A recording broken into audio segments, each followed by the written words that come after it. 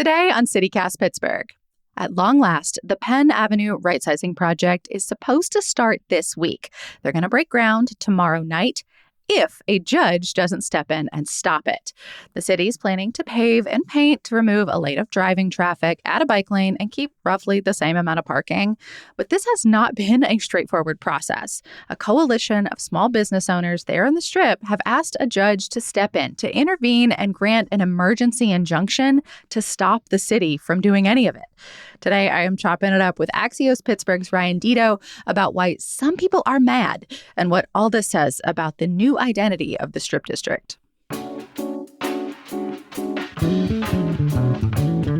It's Monday, September 29th. I'm Megan Harris, and here's what Pittsburgh's talking about.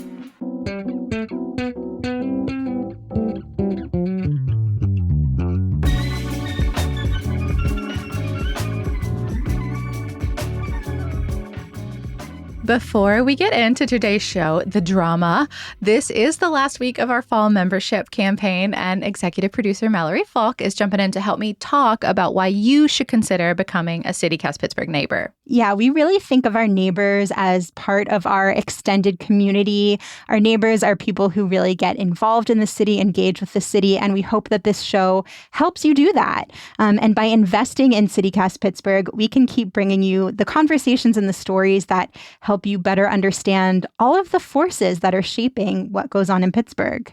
Like today the forces are city planning, the Department of Mobility and Infrastructure. They're the forces. Yeah, I think today's show is a really great example of what we're doing here. Maybe you've heard through osmosis that there's this plan to put a bike lane in the stretch of the Strip District, and some people are not happy about it. Maybe you have no idea that this is going on. And we are here to try to explain it to you. And we're bringing on a guest who's been following this story closely for years and really has a personal stake in it, too. And now when you see all of the signs and the billboards in the Strip District, because if you've been down there, you've probably walked past them or beneath them that say preserve the Strip. Now you know what they're talking about. Yes, maybe make that CityCast Pittsburgh's tagline, like, we help you understand the billboards. And I mean, if we step back here, I think that's part of why I love local stuff so much. I'm going to borrow some language from our big boss here at CityCast, but I really do think it's the truth. And it's why I'm so invested in CityCast Pittsburgh as an experiment in local storytelling and news gathering, because so much of the national stuff, the national issues that are tearing Americans apart right now just feel way too big to comprehend. We're too titanic for us to try to meaningfully influence here in Pittsburgh. I feel like my friends and I talk about this all the time. It can really make people feel hopeless. But with local stuff, you can do something. You can support our immigrant communities or small businesses impacted by tariffs. These are ways to address the national issues. And you can also weigh in on where a bus stop is going to go. You probably begrudgingly shop at the same Giant Eagle as your local council person. And I think that's so cool. You're both reaching for that same Giant Eagle rotisserie chicken. Your hands meet. You talk about the water main break. Yes, exactly that. And we get to talk about the stuff that affects all of our lives and give you guys, the players, the stakes, the emotions, and try to do it with some respect and some humanity and also hopefully some laughs. I really think if we want to live in a nation where people can talk to each other again, then what CityCast Pittsburgh is doing is kind of essential. And I'm really honored to be a part of it. I really feel the same way. And I think sometimes what's happening nationally, it can feel really impossible to even stay on top of all of it. There is so much coming at you so fast every single day. It's like taking a fire hose to the face. It really is. And so that's another thing that I hope is really useful about local reporting, is that it feels manageable to tap into these issues, to try to see all of the nuance of them and to get involved if it's something you really care about. So if any of this is resonating with you, do consider becoming a CityCast Pittsburgh neighbor. It helps ensure that we can keep doing this kind of work, putting out a free show every weekday that hopefully does bring you up to speed on all kinds of stuff happening in the city. Yeah. If you have ever thought, what is the deal with this thing that is going on, whether it is a bike lane in the Strip District or maybe inclusionary zoning or the proposal to put a permanent Ferris wheel on the north side, and then we've answered that for you. You've tuned in and now you suddenly understand the issue. You get it. Please consider joining our membership program. You can do that at membership.citycast.fm. It's $10 a month or $100 a year. And if you join right now during our fall campaign, you also get this exclusive limited edition tote bag that is very, very cute and will broadcast your love and support of CityCast Pittsburgh all over the city. And one more time, that's membership.citycast.fm. Okay, now on to the show and all of that drama.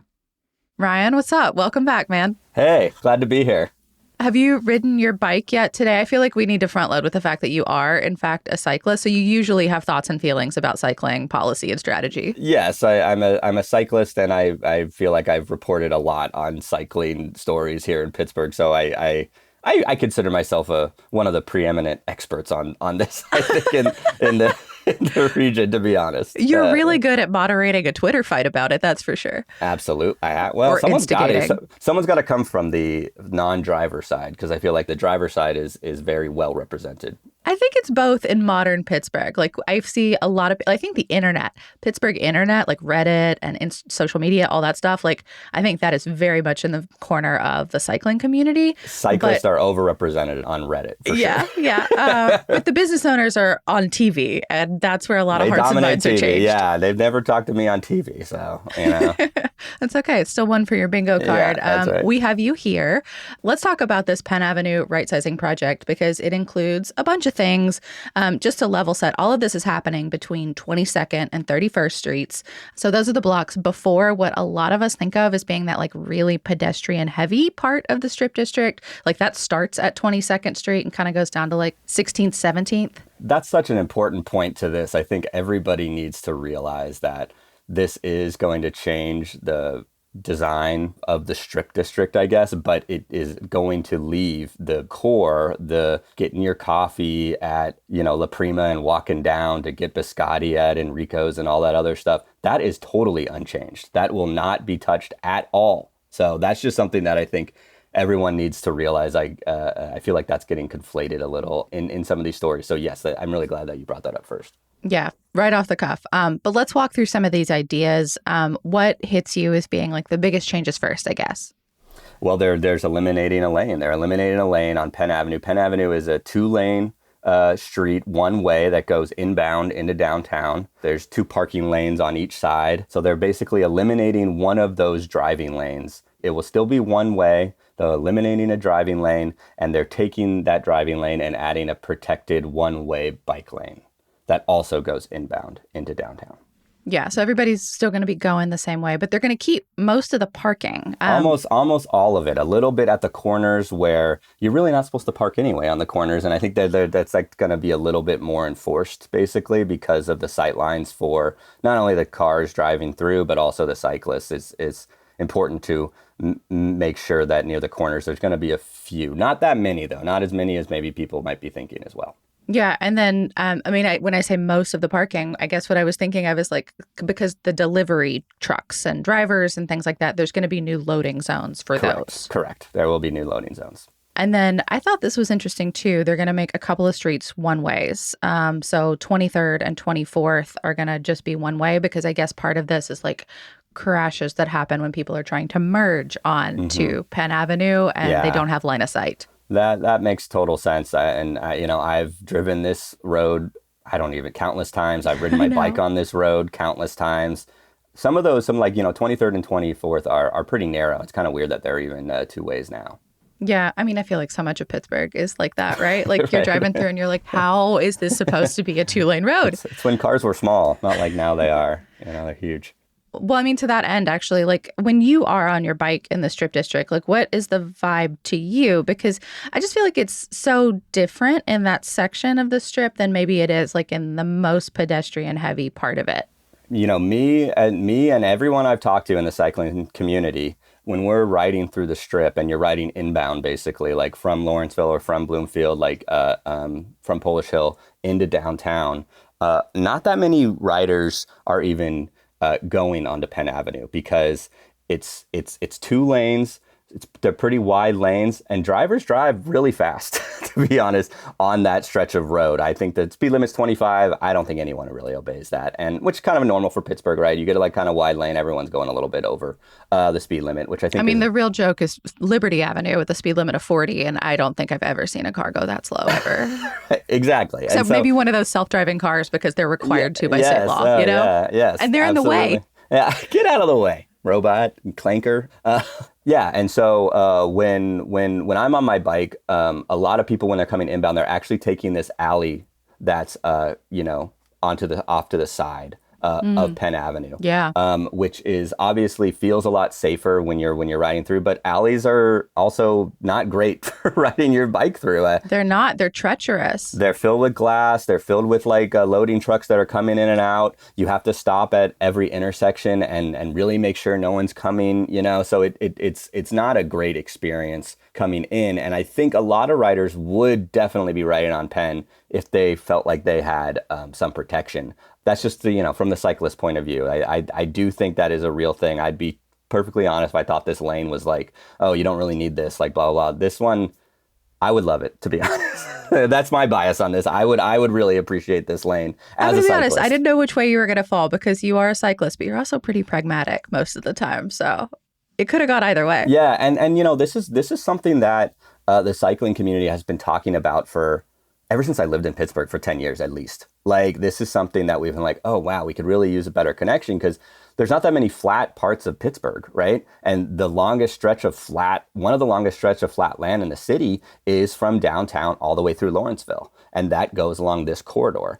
And so it's kind of like, this seems like the primo spot to kind of boost bike riding, basically, because you have these very popular neighborhoods to live in. Lawrenceville, obviously extremely popular. Strip is insanely popular now. Yeah. I mean, the buildings are just popping off. I think the population has like tripled. Yeah, which makes sense. There's a lot of room. There's a lot of room to build there, and they keep building and they keep filling up. Population, 2025 estimate for the population, 3,242 people. That's an increase of 319% since 2015. It's easily probably our most booming city neighborhood. So when you have people there, I guess you could have two schools of thought. You could have, let's make sure that there's plenty of parking, there's plenty of driving for them to do. Another school of thought and a more urbanist idea is like, hey, let's give them alternative transit options so that they don't have to worry about parking as much. They don't have to drive as much. Let's get them on bikes. Let's get them on the bus. Let's do those kind of things. So I think that for a long time, the city has been wanting to do that kind of alternative transit model. And goes all the way back to Peduto and this goes way back. And now they're finally doing it, but they've had opposition the whole way. And so the opposition is pushing up all the way to the end as well, I guess. Yeah. I mean, what about the argument that cyclists do have an option to get through that neighborhood, a flat one by the river? It's really, really pretty. It's nice and wide. Obviously, cars can't go on it at all. Mm-hmm. And it's only a couple blocks over. What do you make of that? That's a pretty good argument, except it ends. It doesn't go all the way through the strip. Right now, it does not go all the way through the strip. I think it goes to like 26th or 27th or something like that. So it doesn't actually connect to Lawrenceville, connect to Polish Hill, connects to the other neighborhoods. But you can get through at least that like larger chunk of the strip district, I guess. Yes, but like if I'm coming from Liberty Avenue, which is where I'm coming from, and I'm getting down, that means I still have to go through all these other sections just to get to that section and then get there. So I guess until that's going to be, if they're planning to complete that all the way through Lawrenceville, but until then, there's also the argument that is a nice place to ride, but people on their bikes also want to get a cup of coffee. They also want to do some shopping. They also want to get to their jobs. And so that's not on the trail. The trail is more for a leisurely ride that like gets you from, there and back. So if you actually want to use the amenities, you need to have some infrastructure that's next to the amenities and not 4 blocks over, Yeah, I mean, I think that's interesting and a different way of framing it than what I've seen most people writing about this, right? Like, I feel like we're used to thinking that way about like cars and car transit, right? Like, you have roads that are mostly for people to get from A to B. Like, they're not making a lot of stops, if ever. Yeah. And then you have roads that are like meant for like sort of wandering and like pausing and stopping in small business districts, things like that. Nobody talks about that exact same thing in terms of bicycles. That there because are roads, no one rides their bike. There's roads for leisure, for like seeing the sights, for going with your kids and the baby buggies and all that. Yeah. But then there's roads for like commuters. Yeah, it's like the the Gap Trail is an amazing trail to ride your bike leisurely, have a nice ride by the river, all this other stuff. But it's not a good trail if you want to patronize a restaurant, if you want to. Not unless you want to do it in like Confluence or Maryland, right? Right. And there's like a couple spots where you can do it, but it's not the same. It's not good for like getting to your office job. It's not good for commuting to school. Yes, that is a huge blind spot, I think, a lot of times, because most people don't ride their bike as a commuting tool, and I do.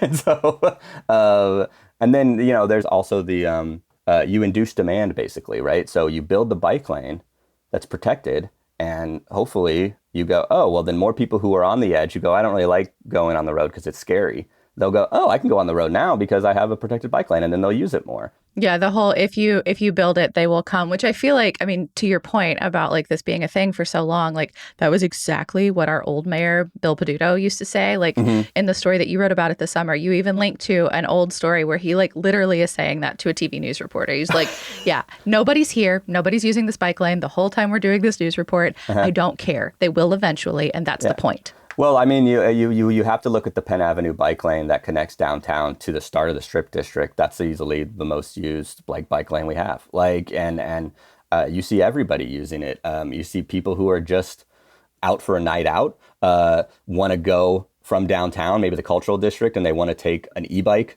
from downtown over to some cool restaurants in the Strip that we have a lot more of now, right? Because of the terminal and all that other stuff. And I didn't know until recently that almost all of our Pogo fleet, like the public bikes that you can rent, that so many of them are electric now, which is like, that is clutch. Like if you want people to use bikes in the city of Pittsburgh. Such a huge thing, especially in Pittsburgh, so hilly. To get around the hills, like that's incredible. I was floored, actually. I just hadn't used one in so long. Used to, it was like a single gear, which was fine, but not great.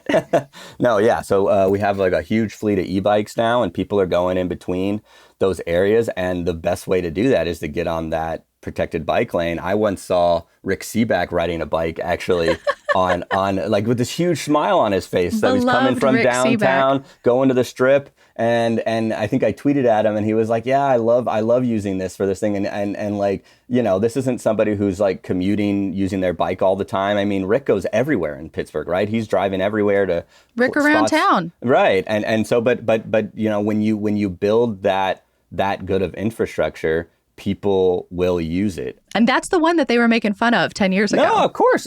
And so, yeah, that's the argument. I'm not saying that that's going to pan out and be totally correct, but I think that's a fair historical kind of thing to look at.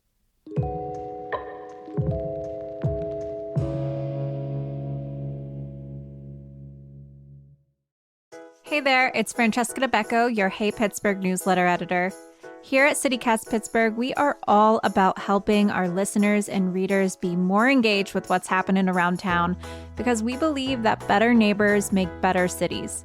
Every day, we're bringing you the local stories, conversations, and tips that make you feel more connected to the burg and the people and places that make it feel like home. By becoming a CityCast Pittsburgh neighbor, you are investing in that mission. Your support allows us to keep covering the local issues that matter most and highlight the stories that make this city shine.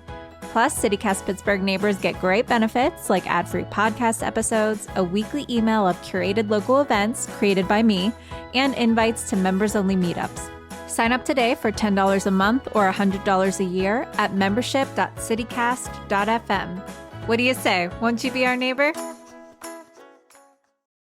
Okay, we're back, sort of. Before we get into the conversation, I am joined again by executive producer Mallory Falk to talk about our CityCast Pittsburgh Neighbors program. We really need y'all to join. We do, and you can do that right now at membership.citycast.fm. So much gratitude to all of our existing members, the OGs who have been with us from the very start, and also to all of our new neighbors who have joined so far during this fall membership campaign. That includes our newest neighbors, Orlando S. and Steve D. Orlando joined to, quote, learn more about and fully enjoy my city, end quote.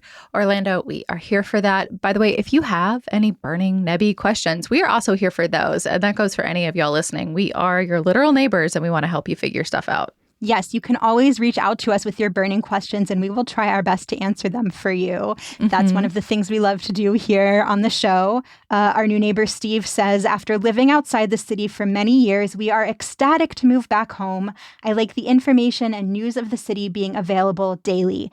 Steve, I am a fellow Pittsburgh boomerang who left the city and found my way back here. So I am so excited to welcome you as our neighbor. Yeah, welcome back to Pittsburgh. Mallory, you can attest to this. I feel like one of the things we hear a lot, especially when we get together with our other neighbors at our membership events, is that they can't imagine life without CityCast Pittsburgh, which feels like such a big thing to say. Like, I feel silly saying it out loud. But I think when you rely on a thing, when you use it to plan your week or help keep you in the know, like, it's really not hyperbole to think, well, dang, it would really suck if this thing went away.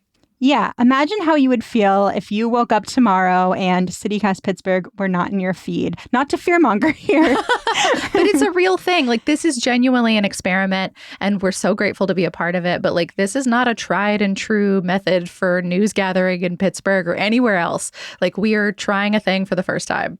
So, if that just gave you like heart palpitations because you really do rely on us to help you kind of plan your life and get up to speed on what's happening here, please consider supporting us at membership.citycast.fm.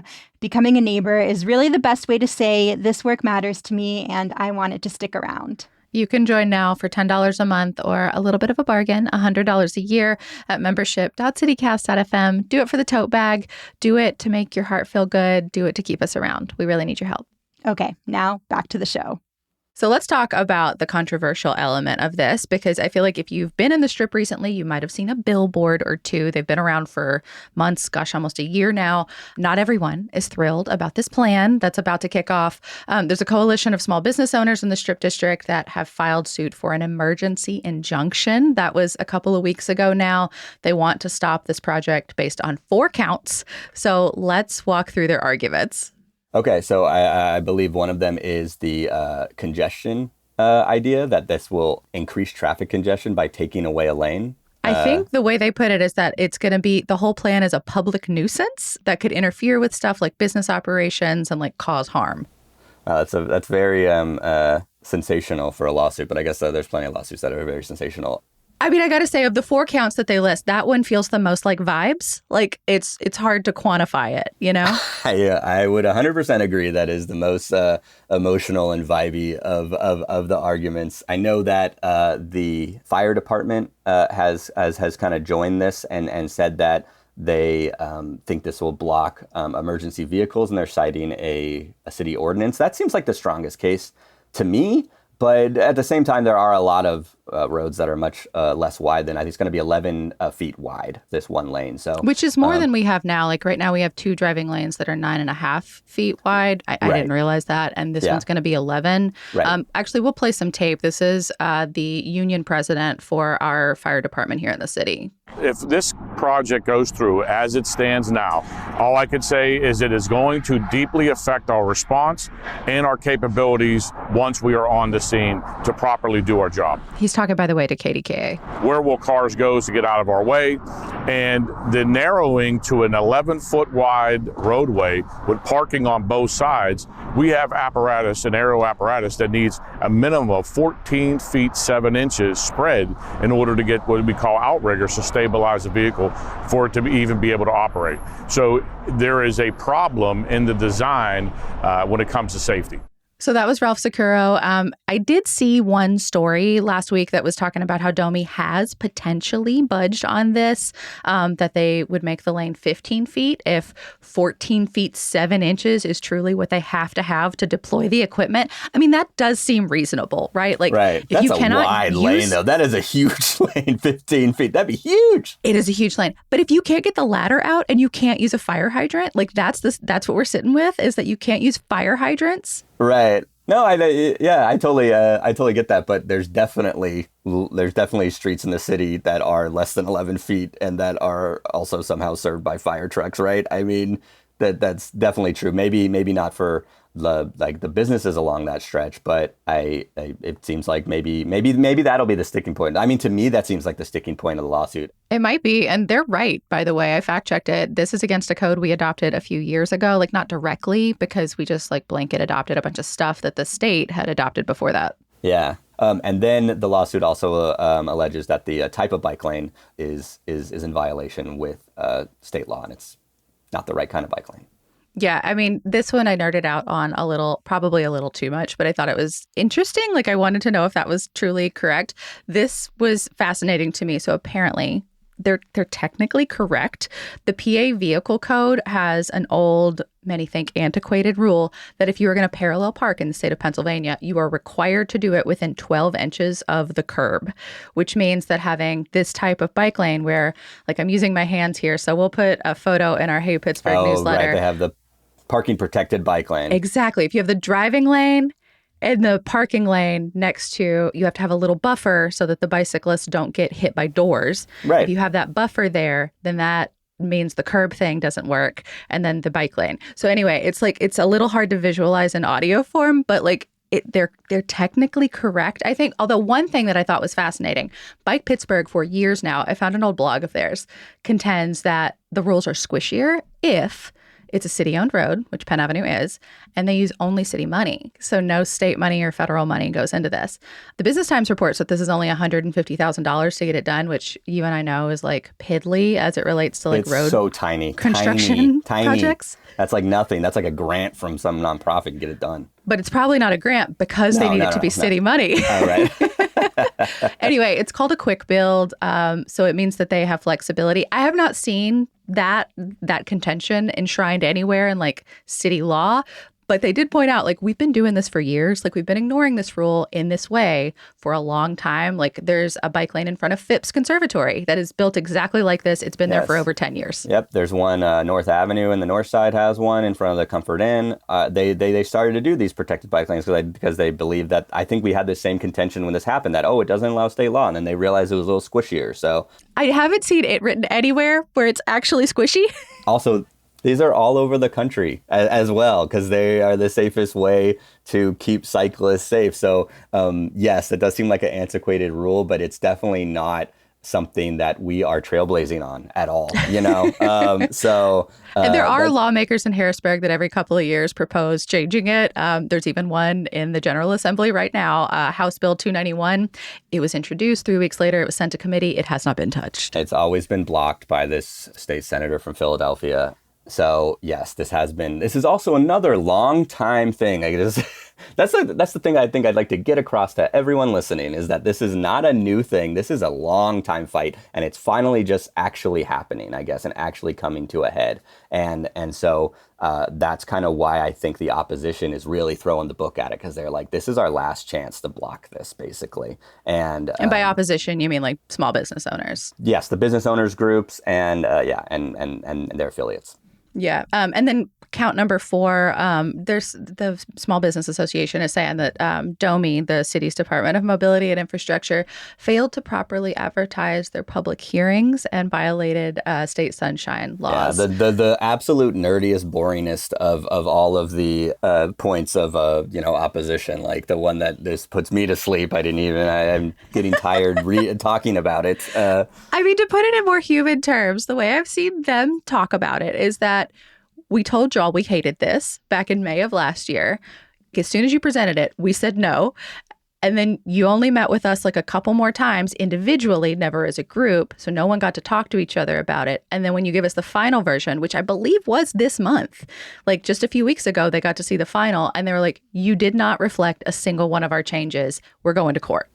Yeah, and that's in their right, obviously, with our litigious society that we have, and that's great. But I guess I see it from the city's perspective because, again, this is not a surprise. The business owner group and some neighbors in the Strip District have been opposed to this for a decade, and so everyone knows the battle lines are drawn. I guess I'm trying to say they've been drawn in the road on a bike lane for a very, very long time, and so now it's coming to a head. And so I think that's probably why are you going to give another person like, oh, like, yeah, give me a little bit more opposition on why you don't like this. You drag this out. You could drag it out forever, basically, you know? Yeah. And so. I mean, and some of the comments in like local media, just because we've been talking about this for so long, are really funny too. Like there was one that was like, because not every business hates it. Like I think it was a gal at Presto George Coffee, again, not in the section of the Strip we're talking about, but like, you know, has a concerted like interest in all this, was saying like, yeah, this is fine. Like I want a diversity of modalities coming through and coming by the store. But then they positioned it next to somebody from our wine cellars in the Strip, and they were like, nobody is coming to my store and putting a case of wine in their saddlebags. Like, I just think it's so funny. I have, to be perfectly honest, I have a case. Not a case. I've got a couple bottles or something. Come on. Well, yeah. I mean, you can only buy a case at a wine place. Like, come on, you know, come on, guys. But yeah, I mean, I totally understand everyone's perspective on this, but I think the biggest thing is that I would have expected this level of opposition if they were doing the really ambitious thing and taking away parking lane through the heart of the Strip District and saying, let's have a bike lane through the heart so that you can ride your bike all the way up to Penn, right? And then easily find a spot right there and go in and shop and then get on. But that's not what's happening at all. It's the lane stops well shy of that. I would argue that this could be a first step toward that, though, because there's a long list of things that they want to get done in the Strip District, many of them still in the very early phases of planning. Like, I mean, that's one of the things I've seen people talk about on Reddit, for example, is like, if you hate Penn, just go to Liberty. That's not helpful because next year they're going to take out 2 lanes of traffic from Liberty. Yeah, I mean, but they've been saying that for a long time too. Like, but it's now it has a date. I'm just saying it's getting more real. It still might not have. It's Pittsburgh. It may not happen. But I mean, to be fair, I mean, like you ride on those streets. I mean, like you drive on those streets, right? There's not that much congestion ever on this. Liberty, I actually disagree with you. I think Liberty is a nightmare to drive on, and this may improve that. I don't know. Yeah. But they're going to take it down to 2 lanes, so one in either direction, plus a turning lane. The problem with Liberty is that there aren't designated turning lanes, so that when the congestion happens when someone is trying to turn left. And some jag decides to turn left at the last second and doesn't use the blinker. I totally agree. It's just the blinker. You got to turn, you got to turn. So it's yeah, the blinker. maybe it will. I mean, that's the bike. That's the like bike Pittsburgh's argument for this is that when they redid the Penn Avenue lanes and they reconverted Penn Avenue to just one way instead of 2 ways, that actually solved a lot of the congestion that used to back up at 16th Street Bridge. There used to be tons of congestion that backed up there, and then because they reconfigured it when they put in that protected bike lane to only one way, it actually increased the flow of traffic in those areas. So I think that's what people don't understand, that bike lanes are not always. It's not just inserting a bike lane; it's redesigning the whole road, and so that can kind of that does change things. I'm not saying it always works, but they've been really intentional about these for a long time. So my thought on this is that even if they actually get this one done, which it does look like it's happening, I don't think they will ever touch the stretch of Strip from like 17th to 23rd. I don't think they'll touch it. Personally, I think it would be tough to touch it in its entirety, if only because of the delivery stuff. Like there's so many food for sure type spaces there that require like up to the minute deliveries and cold prep areas. Like that feels like a level of complication Pittsburgh's probably not going to bite off. Well, and I think the bike community has decided like this is not worth it. Like if you give us a little something, we're going to be pretty happy, you know? And I don't know. I would say some of those Yenzers would argue the bike community, you give them a crumb and they want the whole cookie. Yeah, these are the same, to be perfectly honest, though, these are the same people that said the terminal was going to ruin everything about the Strip and it was going to make it just awful. And it's like literally the most popular area in the city right now. And it That's has a big not, statement. I think so. Have you been down there at the terminal? You're walking around there. So many people down there. I ran into one of the stars of the pit down there. Okay, I saw your selfie. Yeah. That was cute. Yeah. So, and it really has not had a huge impact on the old Strip on Penn Avenue, right? Like, I mean, there's been barely any closures of the like old guard Strip areas like Penn Mac, like Presto George Coffee, like all these, like Woolies, So there was a lot of fear mongering, I guess, over what that impact of the terminal would be. And I haven't seen any of that play out yet. Well, I mean, we're famously not lawyers around here, you and I. But do you think there's any merit to this case? Do you expect, I mean, it could change by the time you're listening to this. It's possible a judge has intervened. But as of this moment, Ryan, do you think anything's going to happen? Do you think this is going to break ground as it's supposed to on Tuesday? It's actually funny because before we started this podcast, I was like, oh, maybe there's something, especially with the emergency vehicles point. I think that is the strongest point. But now that you're telling me that, and I didn't realize this, that they are wiggle room on that one. And now that it feels kind of like a last second Hail Mary. Then, it for sure is. Then I definitely would say, no, I would lean toward it not being stopped actually at this point, because I think the judge, judges feel that stuff too. They totally understand. I'm not a lawyer either, but I mean, like I've covered enough lawsuits and stuff like that like judges can kind of sense that too. Hey, you're just like you're literally launching your book as far as you can, at this point. So yeah, that's my gut, but I don't know. I could be wrong. We are wrong sometimes, and we Yes. admit it when we are. Yes. Ryan, before we go, I did want to mention a few other projects that are coming to this area. So, 2026, they're talking about restricting liberty. That'll make it 3 lanes instead of 4.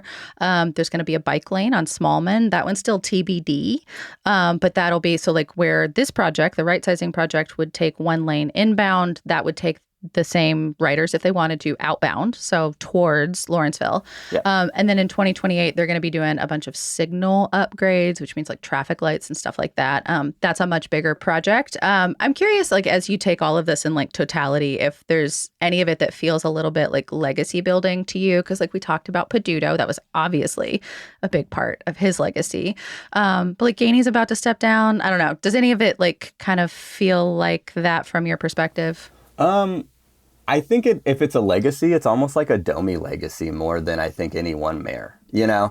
I understand that Peduto started Domi, and I think Gainey has done a good job of continuing, or a good job from his perspective, maybe like an effective job of kind of continuing that. So it does kind of feel like that. My guess is that every city mayor is going to continue these things unless they explicitly run on, I hate this stuff, which none of them have, right? That seems unwise. Right, it does seem unwise. It'll be wise with people who live not in the city, but they don't vote in those elections. So, and Gainey, to his credit, has done a ton of traffic calming stuff like that. I hear from folks all over. He has been the speed hump mayor. Yes, for sure, and I think it's actually made the city an easier place to bike and walk around in. Easier to cross the street at a lot of places. I mean, that's a huge part of it, because sometimes, drivers would be flying down those roads. I guess that's actually one of the things we probably should mention too, that's like one of the big reasons they want to put this bike lane in, is because there's been a high number of crashes on Penn Avenue, and they want to limit those. I believe there was even a bike lane. There was a pretty dangerous bike crash near Penn Avenue couple of years ago or something like that, with someone trying to get onto the alley that you usually have to ride instead of riding through Penn. Yeah, but just to lay it out there too, like the Small Business Association cites the same crash data. They come to different conclusions. Right. It's up to a judge to decide then. Well, Ryan, I know you'll be following whatever happens next. We'll talk to you again. Thank you so much. Yeah, thanks for having me. And also, give CityCast money. They're great. That's all I'm going to say. Yes, okay? do it. All right, come on, guys. Become a member. Membership.citycast.fm. Go, do it right now. That is all for today here on CityCast Pittsburgh. By the way, I heard from the city after we recorded this, they confirmed the right-sizing project is estimated to cost $150,000, and it is all city money, a capital project allocation from way back when all this started in 2023. If you enjoyed this episode, if that image of Rick Seaback enthusiastically biking, wind flowing through his hair downtown, if that made you smile, please consider becoming a CityCast Pittsburgh neighbor at membership.citycast.fm. We need your help to meet our campaign goals. We only have a few days left. Plus, if you do join now, you get that special limited edition tote bag and a chance to win some free tickets. Who doesn't love exclusive merch? Please sign up. Seriously, membership.citycast.fm. We will be back tomorrow morning with more news from around the city. We'll talk to you soon.